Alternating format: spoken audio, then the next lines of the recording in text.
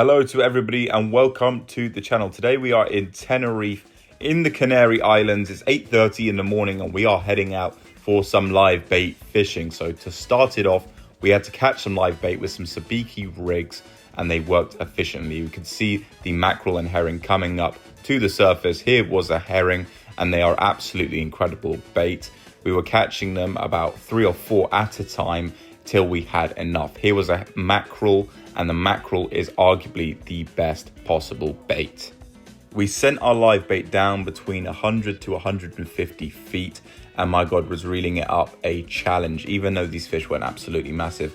I got a species of grouper to start with, and I did not know the name of it at the current time, but it turned out to be some type of sea perch. When catching fish at this depth, their swim bladder actually explodes, making the second half of the fight a lot easier.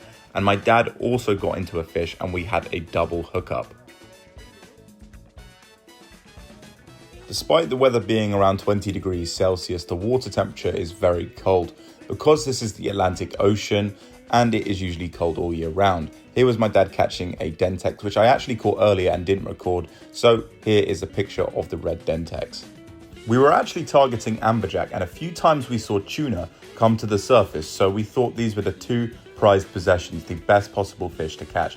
And I thought that I had an amberjack on the line until I realized that it was not an amberjack and it wasn't shaking its head. It felt very flat. So I thought that we were into a foul hooked fish, which it turned out to be that we were. You can also see the skipper hooking into a fish here. He got into another small red dentex, but my fish felt a little bit larger and this time I could tell the fight was much greater, taking about 5 minutes to bring to the surface.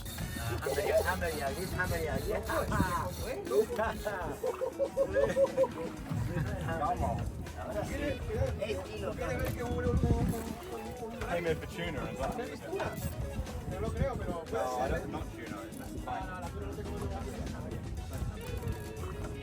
The group I was with were called Sea River Fishing Tenerife. So go hit them up on Instagram or you can find them on various different sites and platforms.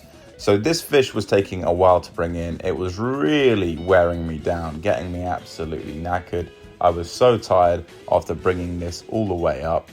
And it wasn't absolutely huge, but it was definitely something I was not expecting. And the fish that we actually ended up catching here hadn't been caught for about 6 months on this boat. And the guy told me afterwards that catching this type of fish is extremely rare. As I started to see some light glisten off the fish, I could tell that it wasn't an amberjack, and I was quite surprised to see that it was actually a shark, and specifically a smoothhound. Now, these aren't the most uncommon sharks. In fact, you can basically get them anywhere in the Atlantic Ocean and even my home country of England.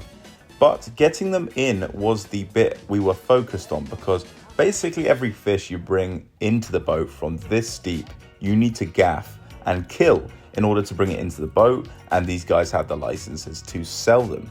But with sharks, I've always made this promise to myself that I am never going to kill one, no matter what. 100 million sharks are killed every single year, and I've just made a decision that I was not going to let them gaff it unless they could try and scoop it into the boat. Sharks are beautiful animals, they're vital to our ecosystems, and I wanted to make sure that the shark wasn't hurt or put under too much stress. However, the big issue here was that it was hooked in the gill. This means that when the shark was chasing the live bait, it didn't really get a hold of it and it got caught as the live bait was moving around. So I decided that we're gonna try and let the skipper basically push it into the boat with the gaff without hooking it. But this didn't prove very efficient and I had a different method.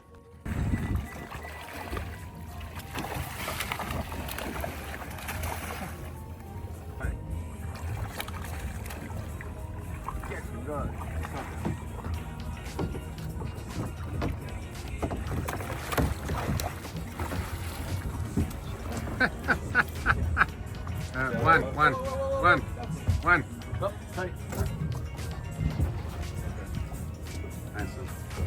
I had caught small sharks in South Africa before, but nothing of this size. It was really cool to actually get my hands on a shark And as you can see here, the shark's actually twisting its full body around to try and bite me as a defense mechanism. I can't blame it.